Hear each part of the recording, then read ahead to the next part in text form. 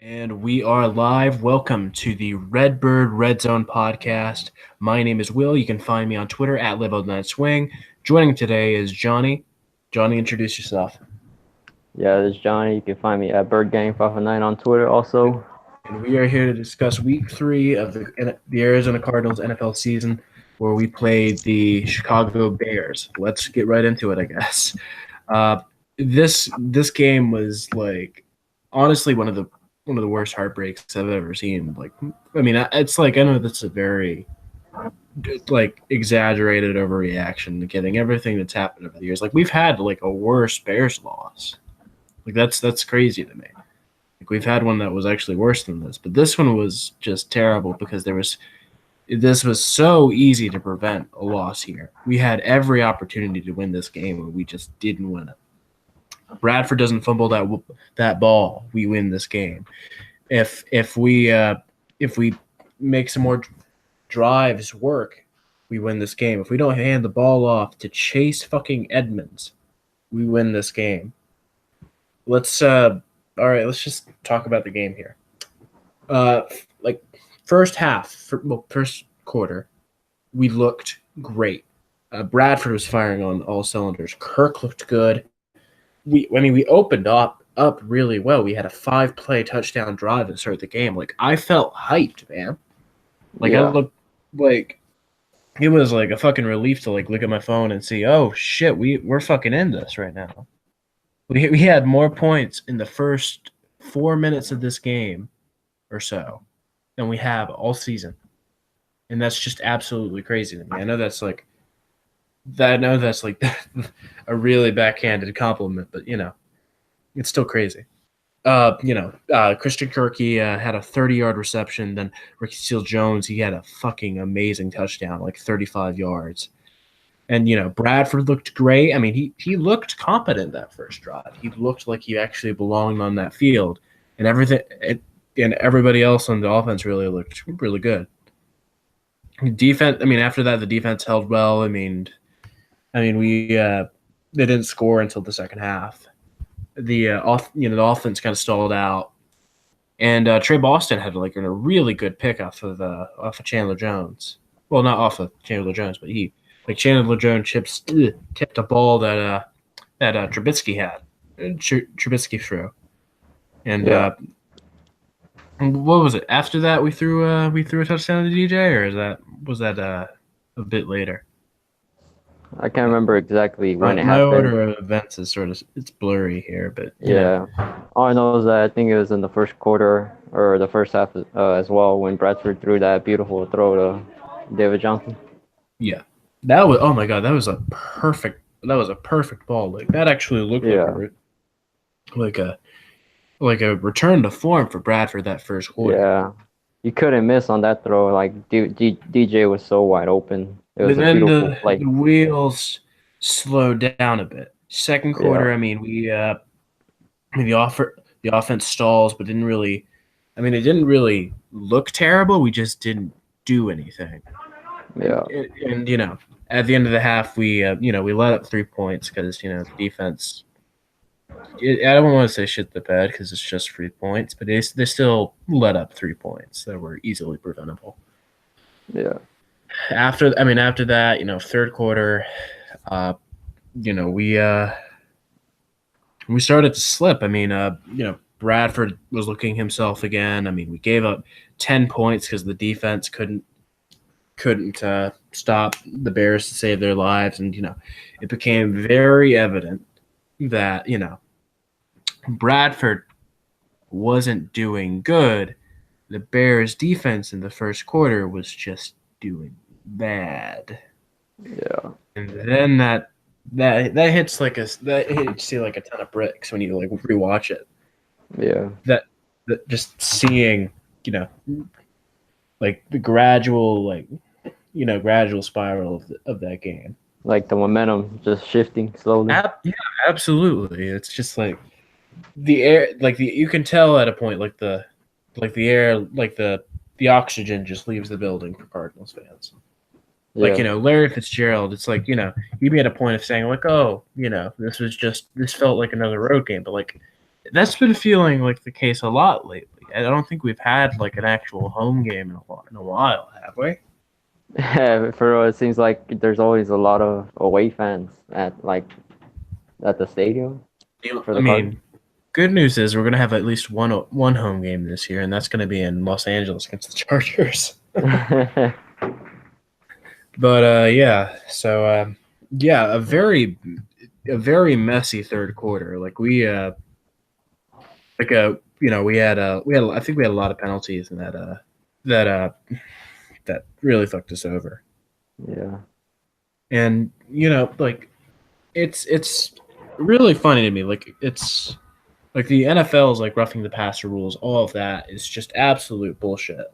It's like I know what they're trying to do here. They're trying to fix a problem with no real good solution. Yeah. I mean, the only like I mean, shit, I've heard people like flat out say, well, the best way to do this is to eliminate helmets altogether. And it's like, no, that makes it worse. They're freaking crazy. Yeah, I mean, like, don't tell me like Ndamukong Suh would not headbutt a guy to prove a point. Like, come on. Like, y'all get on him now. Wait until he fucking gives Tom Brady an actual, honest to God, brutal concussion. And I think that's like the third week of this podcast we've gone around to mentioning Ndamukong Suh. So I think Ndamukong Suh, welcome to the show. You're the new co-host. Oh yeah. Fourth quarter. Let's get back on topic. Fourth quarter. I mean, our defense was trying to hold on, but we just let up a field goal that was just. We just let up a field goal that just really fucked us over. We were down by that point. We were down 16-14. Yeah, that's crucial. And after that, it's like the offense started driving, and we were in field goal range, but Bradford fucking fumbled the ball. Yeah, just fucked us over. I think it was back-to-back drives. He got sacked and then fumbled the ball. Back-to-back drives. Both times putting us out of field goal range. Yeah. And after that, Rosen comes out. And, the group chat we have on Twitter, the Arizona Sports group chat, I tell them I see on the TV that Rosen's throwing some balls and they instantly start freaking out. Yeah. This is what we've been wanting for like 3 solid weeks. Yeah. To see Rosen come in and just dominate. Yeah. And what happens? Didn't go according to plan. Didn't quite go according to plan. I wouldn't blame this entirely on Rosen. You can't really blame him for Yeah, you can't blame him. Like he only had so much time in the pocket in some of those plays, and he looked solid. Like his release time, when he has the time to actually get a ball off, is astounding. Yeah. There's nothing like it at least on our team. Of course, I say that, and we've only really seen Bradford. So, but yeah, it's like he throws a pick, right? Yeah. And it's like, I know this is like, I don't know if this is over or like looking into it too hard. Compare Bradford's reaction to the fumble to Rosen's reaction to the pick. Rosen doesn't look that, he doesn't look what's the word? Phased at all. He doesn't look phased. No, he doesn't look phased. He just looks like, well, that happened. Yeah. But like Bradford looks like he's in the midst of a nervous breakdown after that fumble. He's on the field, not getting up, and he's not injured. He knew it was over for him. He knew it's over for him. Well, yeah, that too. But like he was having that whole "Hello, darkness, my old friend" kind of look on the sideline, and it's just like, come on, dude. I mean, it's like, I know that this is like really, I don't know if this is like disrespectful, but you got yourself into this situation. You can't really blame anybody but yourself for screwing this up. Like, I get you're trying not to get hurt and trying not to get embarrassed or whatever, but like the objective is to win the game. Yeah. It's like people going on Herm for that. You play to win the game, and it's like, no, he's right. He's dead. He's dead right. And honestly, to be honest, Herm for our next coach. To be honest, fuck Wilkes. Let's just get Herm. Herm's had 2 wins. Steve Wilkes has none. The process speaks for itself. Let's just hire Herm. Well, for sure, we need to get rid of McCoy. That's for sure. Like, he needs to go. Yeah, it's astounding that it's like they've been making a point, like at least this week. I think they sort of they've been making a point to like clean up the house, like not clean house, but clean up the house.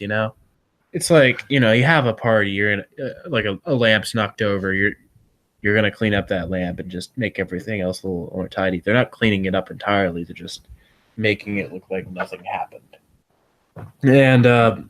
And doing so, they are now like Rosen's now the starter, and he I welcome this change.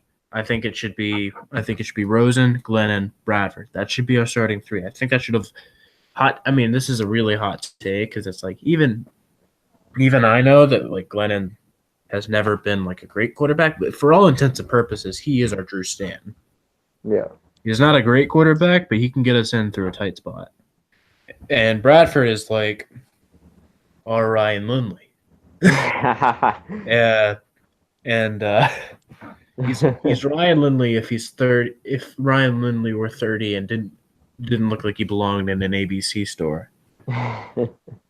And but yeah, going back to Rosen, it's like that he threw a pick that didn't count because I get what was it, like offsides or holding or what was it?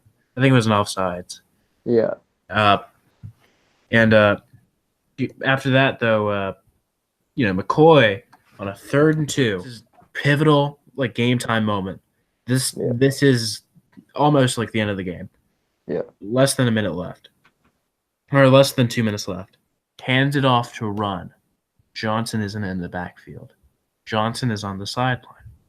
Chase fucking Edmonds runs a stretch on a 3rd and 2. And it's like we everybody's gotten on, McCoy for running inside all the fucking time, never running into the outside. When you don't run to the outside? On a 3rd and 2 with less than 2 minutes left. With a backup running back. It's like, is he trying to get fired? Is he trying to get like severance pay early? Like, what the fuck is he trying to do? I know, like the play, they ran it to the weak side. I mean, what the fuck? Like the right side's where all the blockers were. They ran it to the other side where there was less blockers, and then there was more defenders on that side too. I was like, what the hell are they doing?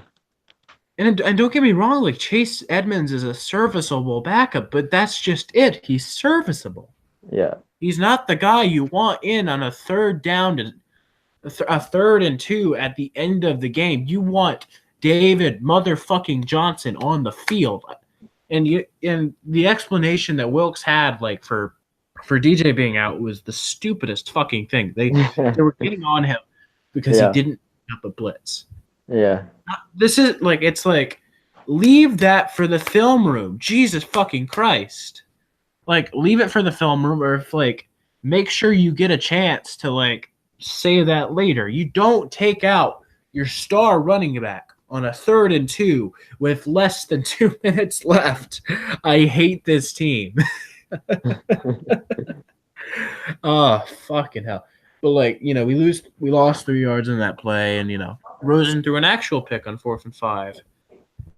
Defense made a good stop, and then it's like, oh yeah, it's Rosen time. But it's like after that Edmonds play, it's like after all of that, we lost all 3 of our timeouts. We basically had to put all our hope into like Rosen Hail Marying it down the field, and the pocket fucking collapsed around. Yeah, there was nothing, and it's frustrating seeing that, man. Like I praised the O-line like over the past 2 weeks because I didn't really know what else to praise. It's like, there's nothing you can really praise about this team at this point without making it sound like a backhanded compliment.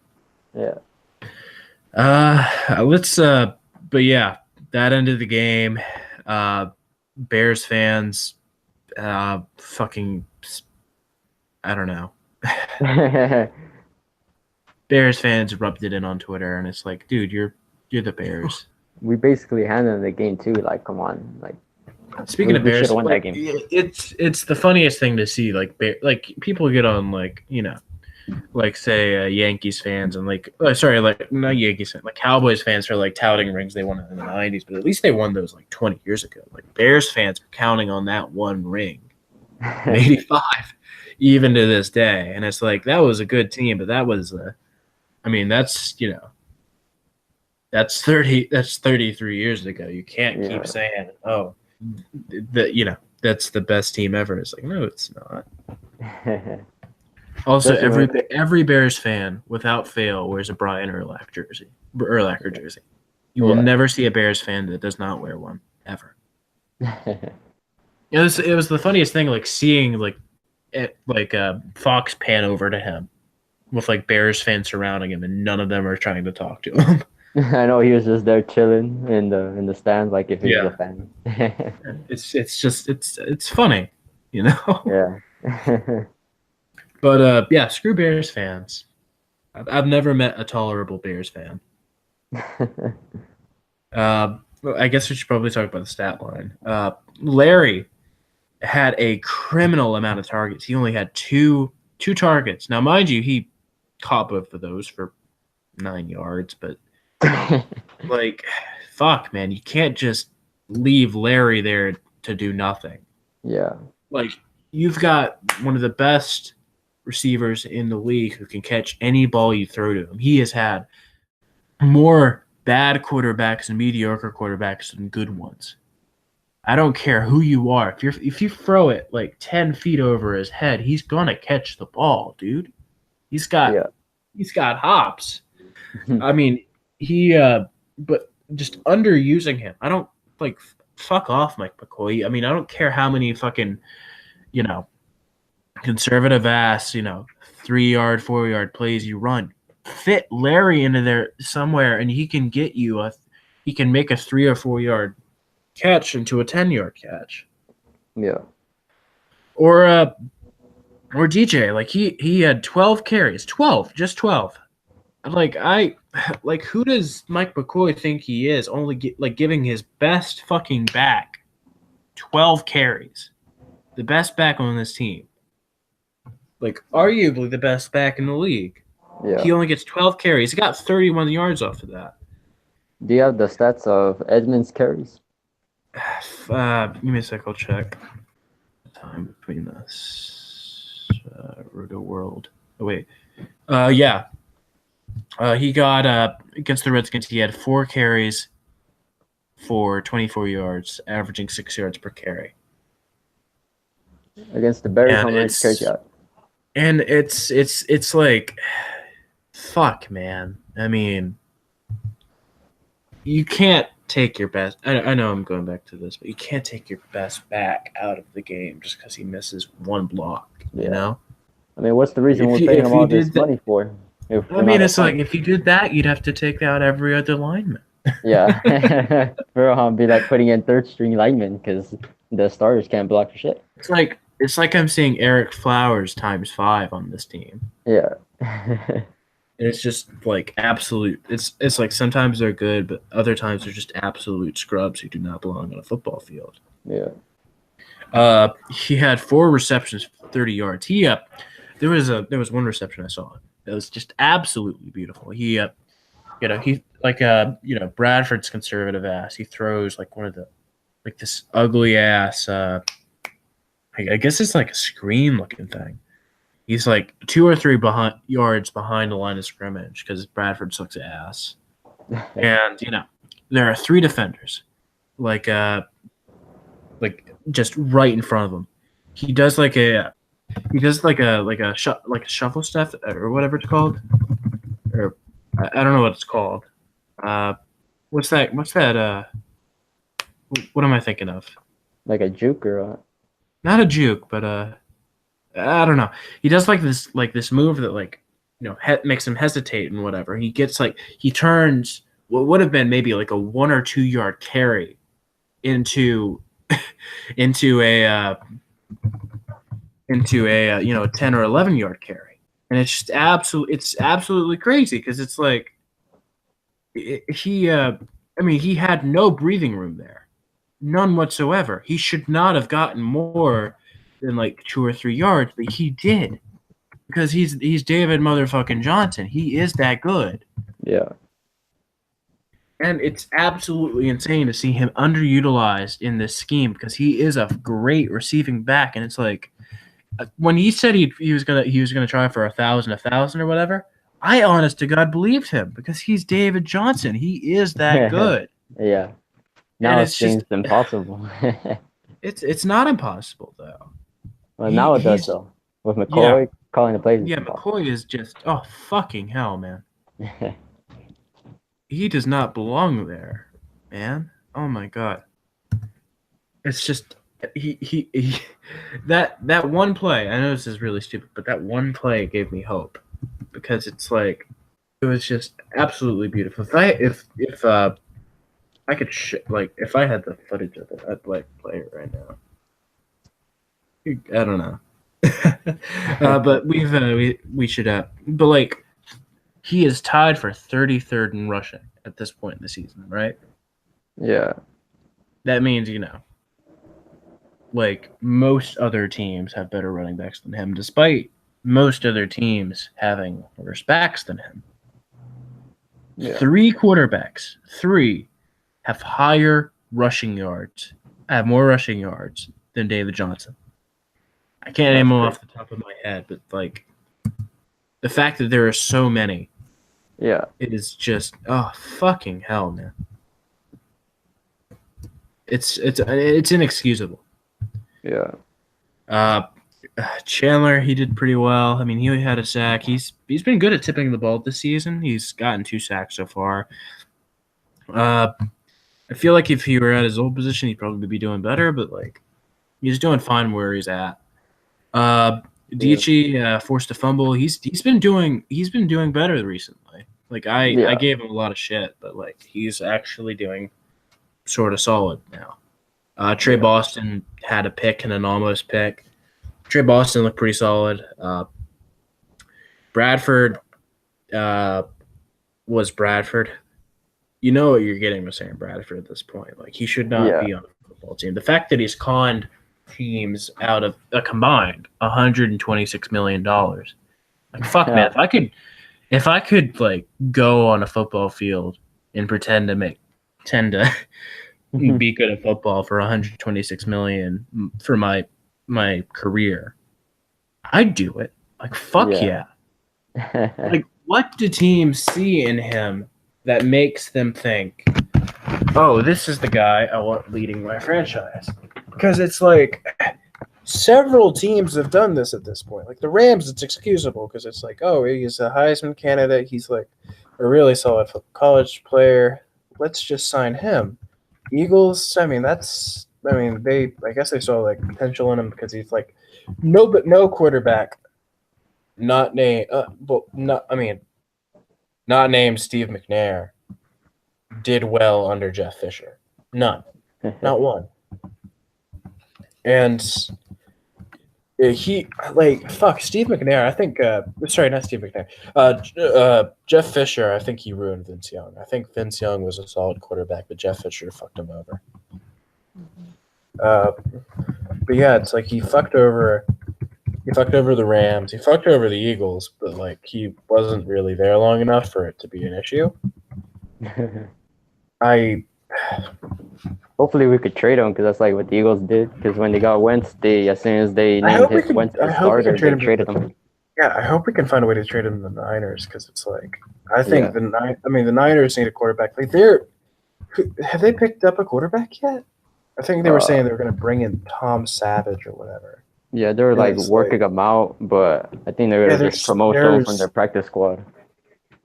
Yeah, I've heard nothing about it. Like, is Beathard really gonna be their starting quarterback? Oh Jesus, there's nothing saying he won't be. Oh my god. Some people are saying like the Niners could get Tyrod. I could see that happening. But it's like at that point, like, why not just go for Cap? Might as well bring him back, huh? Yeah, there's no reason not to. Yeah. Like people are always like, "Oh, Cap is a system quarterback or whatever," and it's like, no, he's not. Like the people they're bringing in are don't belong in any system. For I mean, they're not fit for their system. Like Kellen Clemens does not belong in the Niners. real. Like you can't tell me with a straight face that Kellen Clemens would be a better starter on the Niners than Colin Kaepernick. That sorry, what TJ Savage? That Derek Savage, Derek Tom Savage would be a better quarterback for the Niners than Kaepernick. I said Derek Savage. Jesus Christ. Yeah. Oh my Well, god. obviously Kaepernick, come on, he's the only reason he's not in the league right now is because of the anthem. But I mean, we're not gonna get into that. I mean, all right. If you say so. If you say so. But yeah. Josh Rosen looked really solid. As I said, he went 4 for 7, 36 yards, one INT. But I think that's not indicative of his performance because he actually did pretty solid. Yeah. He definitely had poise, which is more than I could say of Sam Bradford. I mean, Sam Bradford. I mean, he looked good at first, but then it just faded, and none of that was there anymore. Christian Kirk did really well, just like despite everything that happened. He went seven. He got seven receptions and 90 yards. That's nice. And it's like that also means that Christian Kirk had both more targets and more yards than Larry Fitzgerald, which is like what the fuck. Yeah. So that's sort of a double-edged sword there. So that's fun. Rosen got named the starter. I feel really happy about that. I feel like Seattle's defense this year. Like I say this, and I'm starting them on my fantasy team. Wish me luck. I don't think their defense is very solid. I feel like the only reason they're not 0-3 right now is because the Bears suck ass, like secretly. Because the Bears have beaten the Seahawks and us. They have no right to be bragging. The Seahawks have beaten the Cowboys. Have only beaten the Cowboys. And it's like the Cowboys are a really shitty team. Like you can't defend the Cowboys. Yeah. So I think, I've been saying this for weeks now. I think we have an honest to God shot against the Seahawks because it's like, yeah, even in years we're not good, we still beat the Seahawks. Like the Seahawks are, we're basically to the Seahawks what the Rams are to us. Yeah. Or like we're massive pains in their asses. We'll never not be that. Like haven't we blown like 2 of their playoff chances? Yeah. Or some crazy shit like that. And it's just, I think I feel really confident about this. Like last year, let's say, last year we played the Seahawks. Like we beat them. We beat them at CenturyLink, mainly because Blair Walsh is a shitty kicker, but like we also put up a good fight against them and at our house. Like it wasn't a pretty game by any stretch of the means, but like we were in the game. Stretch of the word, but like we still held in pretty strong. Yeah. Of course, I say that, and we had an entirely different coaching staff, so there's a good chance we could just absolutely be demolished. But let's just not think about that. Now, what else? Bené Benwikri and Jamar Taylor will be battling out for the starting corner position. Or wait, no, the cornerback number 2. Yeah. And Steve Wilkes is going to be announcing who it is at the end of the week. I say give it to Bené because I mean Bené looks solid. Taylor like Taylor's. Oh god, I'm glad we didn't give up much for him, but like, what did we see in him? You know, he's like an ex-boyfriend that you date for like a few weeks, but you still regret dating him for even that long. Like, oh God, what? How fucked was I when I thought of that? Like, ugh. Our backup quarterback situation. I mean, I know it. You know it. Glennon's our backup. Come on. Yeah. Like, I don't care. I don't care. If he can throw a ball or not. If he can throw a ball more than 10 yards, he's already 10 times better than Bradford. A Bears defense that wasn't ready for the Cardinals, that wasn't really ready for us to not suck. And I think he blew it out of the water first quarter, and I think he got.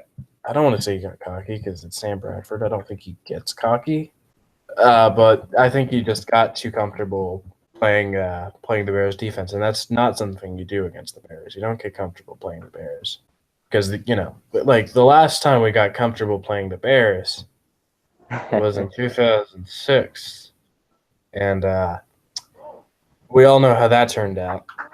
But like because of this game, because we suck so much ass, we are now 0-3, which is the first. This is the first time since what was it? Let's see. Hold up. Give me a second. I think 2005. 2005. 2005. Yeah. The first time since 2005 we started out 0-3. And that year we faced off against the New York Giants, St. Louis Rams, and the Super Bowl champs of that year, at least I think they were, the Seattle Seahawks. And none of those were good teams that year. That's the funniest part. Like the New York Giants. Wait. Oh, shit, no, the Giants were good. What am I saying? Oh, no. That's crazy. Okay. The Giants were good that year. The Rams were meh that year. And the Seahawks that year, of course, they went to a Super Bowl. So it's like that was understandable. Like we basically have the same situation this year. Like I don't think the Redskins are going to be astounding. Like they look very much hot and cold. Yeah. I think not the Rams. Did I say the Rams or the Redskins? The Redskins look hot and cold. Yeah. The Rams look like they're going to a Super Bowl. Like honestly. Yeah. Like, there's no doubt about it. Like I don't think it'll be the Patriots this year because the Patriots actually look horrible this year. Like they don't look like they belong on a football field. Their defense is one of the worst I've ever seen. And I've seen bad defenses. We've watched one for like 3 weeks. Yeah. But like theirs in particular is just egregious. We're playing the Seahawks this week. I think Russell Wilson. The backs for Seattle aren't very good. Like Chris Carson is a mediocre back, to put it lightly. Yeah. And he's. I think he's basically Ellington without the magic to him. You know. Yeah. I think he's lucky to even be on a football field. And the fact they felt the need to replace him a year or so later, with a guy from San Diego State, mind you, is particularly egregious because it's like, San Diego State, really? Nobody good has ever come from San Diego State. You know who else came from San Diego State? Lindley. Ryan motherfucking Lindley, man. The worst quarterback in the Arizona Cardinal history. Yeah, maybe. I feel like he was the worst. I feel like we've definitely had worse than him, but he's definitely the worst quarterback of ours to start in a playoff game. Oh, hell yeah. We should have just started Logan Thomas in that one. Yeah, I don't think I'll ever get why we don't do that. We didn't do that. Yeah. So, the Seahawks defense is, I don't want to say they're solid, but they still look kind of decent. Yeah, they're decent. They're not world beaters, but they can still get the job done, you know? Yeah. Yeah, it's going to be an ugly game probably. A lot of defense. Low scoring. I mean, it's like I don't see this game being a sellout. Like, I know it's the Seahawks, and it's like, oh, it's their first divisional rival game. Da, da, da, da. I don't feel like there's going to be any enthusiasm, Yeah. like, for this game. Well, I think maybe because it's Rosen's Yeah, first I start, think that. so I think that'll be like the main selling point. I think I heard theories that like Bidwell might have. No, never mind. I was gonna say that Bidwell was like tempting to Wilkes to put in Rosen. Rosen at the end, but like, no, that's horseshit. Like, if you look at Bradford, he wasn't gonna get that game done. Bradford throws a 3-yard pass on a Hail Mary attempt somehow. I mean, I'm sort of glad that Bradford stepped out as the Cardinals quarterback. Like, I'm still amazed that what I thought would happen did not happen. I'm amazed that that he didn't die. Yeah. If Bradford was in the pocket on that last play and Khalil Mack was circling around him, I think he would have died right there on that field. Like, I think he'd like lay there on the field for an impossible amount of time. Like, fuck, man. But yeah, I have hope. I do believe that we could win this week, but that all depends on Rosen playing well. Yeah. He has to like go all out. Like, if he can somehow make Micah McCoy look like a goddamn genius, Yeah. he is the best quarterback in Cardinals history. Like, he is like our Tom Brady if he can do that. And that's frankly what we need. We just need Rosen to step up and be the best quarterback he can be. Yeah. And if not, let's start tanking. Yeah, Like, might as well. yeah. I mean, We're not gonna who's gonna get in our way? The Raiders? We're gonna lose to the Raiders. We're gonna lose. Like, the Texans? No, the Texans are gonna win one game. They're playing. They've got Tennessee in their division. Tennessee sucks ass. I have the belief that we're gonna have a shitty ass season. And I am here for it, man. If we go 0-16, I'm joining that parade. Lord. But anyway, I think that about does it. I think we should wrap this up. This has been the Redbird Redzone podcast. My name is Will, and that's Johnny, and we are signing out. Have a good night, everybody.